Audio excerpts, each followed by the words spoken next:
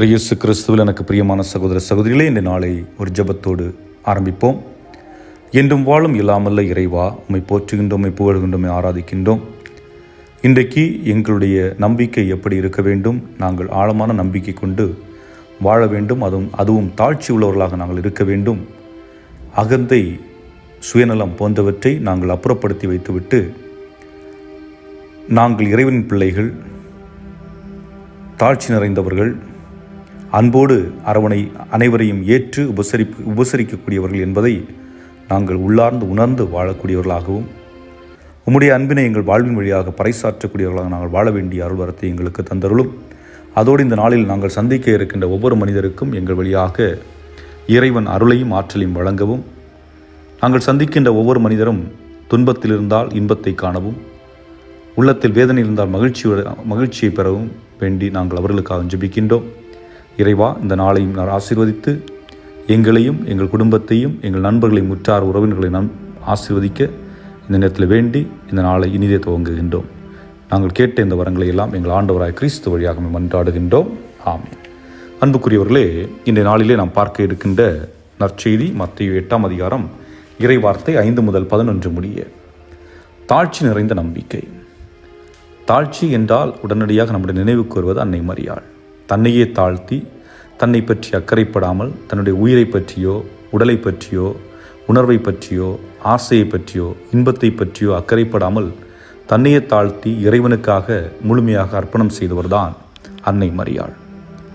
அந்த அர்ப்பணத்தில், அந்த தாழ்ச்சி நிறைந்த அந்த அர்ப்பணத்தில் இருந்த நம்பிக்கை, நிறைந்த நம்பிக்கை, அதாவது ஆண்டவர் மட்டும்தான், அவரே எனக்கு எல்லாம், அவருக்காக நான் எதையும் செய்வேன் என்பதுதான். அதேபோன்று இன்றைய நற்செய்தியில் நாம் பார்க்கின்ற பொழுது ஒரு 100 தலைவன், 100 நபர்களுக்கு தலைவனாக இருக்கக்கூடியவன். அப்படி என்றால் அவன் ஏற்கனவே ஒரு பதவியில் இருக்கின்றான், ஒரு பதவியை வகிக்கக்கூடிய ஒரு மனிதன். அந்த மனிதன் இயேசுவை தேடி வருகின்றான். ஏனென்றால் அவனுடைய மகனுக்கு உடல்நிலை சரியில்லை.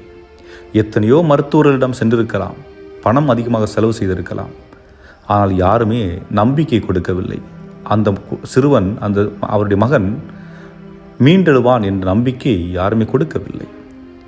இதை நாம் அலெக்சாண்டருடைய வாழ்விலும் பார்க்கலாம். அலெக்சாண்டர் தி கிரேட், அவர் தன்னுடைய இறுதி சாவதற்கு முன்பாக, இறுதி நாட்களுக்கு சில நாட்கள் இருக்கின்ற பொழுது தன்னுடைய மந்திரிகளை கூப்பிட்டு அவர் சொன்ன வார்த்தை, என்னுடைய மரண பெட்டியை யார் எடுத்து செல்ல வேண்டும்? மருத்துவர்கள் எடுத்து செல்ல வேண்டும். காரணம், அவர்களால் இந்த உலகில் உள்ள நோய்களை முழுமையாக குணப்படுத்த முடியாது, யாரையும் நீண்ட காலம் உயிரோடு வாழ வைக்க முடியாது என்பதை மற்றவர்கள் புரிந்து கொள்ள வேண்டும் என்பதற்காக. ஆக இந்த நிலைதான் இங்கேயும் ஏற்படுகிறது. மருத்துவர்களும் செல்கின்றார்கள், ஒன்றும் ஆகவில்லை.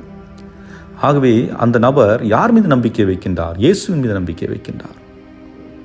யூதர் அல்லாத ஒரு நபர், வேற்று கடவுளை கூட அவர் வழிபட்டிருக்கலாம், ஆனால் இயேசுவின் மீது நம்பிக்கை வைத்து இயேசுவின் தன்னுடைய மகனுக்கு குணம் கிடைக்க வேண்டும் என்று கேட்கின்றார். இயேசு என்ன சொல்கிறார்? நான் உன்னுடைய வீட்டிற்கு வருகிறேன். அந்த மனிதர் என்ன சொல்கிறார்? ஆண்டவரே, நீர் வீட்டிற்கெல்லாம் வர வேண்டாம், அதுக்கு நான் தகுதி இல்லை, நான் தகுதி இல்லாதவன், ஆனால் நீ ஒரு வார்த்தை சொன்னால் போதும், என் மகன் குணமடைவான். அன்புக்குரியவர்களே, இது ஆழமான விசுவாசம் என்று இயேசு குறிப்பிடுகிறார். ஒரு வார்த்தை சொல்லும் போதும். இதைதான் ஒரு பாடலாக பாடுவார்கள். ஒரு வார்த்தை சொல்லும் கர்த்தாவே. ஒரு வார்த்தை ஆண்டவர் நம்மிடம் சொல்லுவார், சொன்னால் போதும், நாம் குணமடைவோம். உள்ளத்தில் வேதனை இருக்கிறதா? காணாமல் போய்விடும்.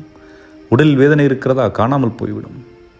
பல பிரச்சனைகள் இருக்கிறதா? காணாமல் போய்விடும். ஆண்டவரை நம்புங்கள், அதுவும் தாழ்ச்சி உள்ளவர்களாக இருங்கள். இந்த 100 தலைவன் போன்று நாமும் தாழ்ச்சி உள்ளவர்களாக இருக்க வேண்டும் என்பதுதான் நமக்கு கொடுக்கப்படுகின்ற அழைப்பு. அன்புக்குரியவர்களே, நான் என்னுடைய வாழ்வில் எப்படி இருக்கிறேன்? சிந்தித்து பார்ப்போம். ஏனென்றால் பல நேரங்களிலே அகந்தை உள்ளவர்களாக, எனக்குத்தான் எல்லாம் தெரியும் என்ற மமதையில், என்னிடம்தான் பணம் இருக்கிறது என்ற ஒரு அகந்தை, இதுபோன்ற பல நிலைகளில் நாம் மனிதர்களாக வாழ்வதை விட வேறுபட்ட ஒரு நிலையில் வாழுகின்றோம். சக மனிதர்களை நேசிப்பதற்கோ, சக மனிதர்களுக்கு உதவி செய்வதற்கோ நாம் முன்வருவதில்லை. இயேசு இதை விரும்புகின்றார் என்று நாம் பார்க்க வேண்டும். ஏனென்றால் ஒரு கிறிஸ்தவனாக இருந்துவிட்டு நான் பிறருக்கு உதவி செய்ய மாட்டேன், பிறரை மன்னிக்க மாட்டேன், பிறரை அன்பு செய்ய மாட்டேன் என்று வாழ்வது என்பது கிறிஸ்துவுக்கு எதிரான ஒரு செயல். நாம் கிறிஸ்தவர்களாக வாழ தகுதியற்றவர்கள். என்றால் கிறிஸ்தவர்கள் என்பது ஒரு மதம் அல்ல. கிறிஸ்து என்பது ஒரு அடையாளம். கிறிஸ்து என்பது கடவுள். அவரை பின்பற்றுகிறவர்கள் தான் கிறிஸ்தவர்கள். எப்படி பின்பற்ற வேண்டும்? இயேசுவை போல் வாழ வேண்டும். இயேசுவை போன்று வாழ வேண்டும். அவர் தோட்டம் துறவு அதிகமாக வைத்திருந்தாரா? நிலபுலங்கள் அதிகம் வைத்திருந்தாரா? அல்லது பெரிய மாடி வீடு கட்டி வீட்டிற்குள் அமர்ந்திருந்தாரா? தன்னுடைய வாழ்வையே முழுமையாக அர்ப்பணித்தவர். அந்த ஒரு வாழ்க்கையை நாம் வாழுகின்ற பொழுதுதான் இயேசு விரும்பிய வாழ்வை நாம் வாழுகின்றோம் என்று பொருள்படும். இயேசுவை போன்ற தாழ்ச்சி உள்ளவர்களாக நாம் வாழுகின்றோம். இயேசு தன்னுடைய தந்தையின் மீது வைத்திருந்த நம்பிக்கையை நாம் அவர் மீது நம்பிக்கை வைத்திருக்கின்றோம் என்று நாம் உணர்ந்து கொள்ள முடியும். ஆகவே அன்புக்குரியவர்களை, சிந்தித்தவர்களாக நம்முடைய வாழ்வை இறைவன் கரத்தில் ஒப்புக் கொடுத்து இறைவன் வரவேண்டி மன்றாடுவோம். இறைவன் உங்களை நிறைவாக ஆசீர்வதிப்பாராக. ஆமென்.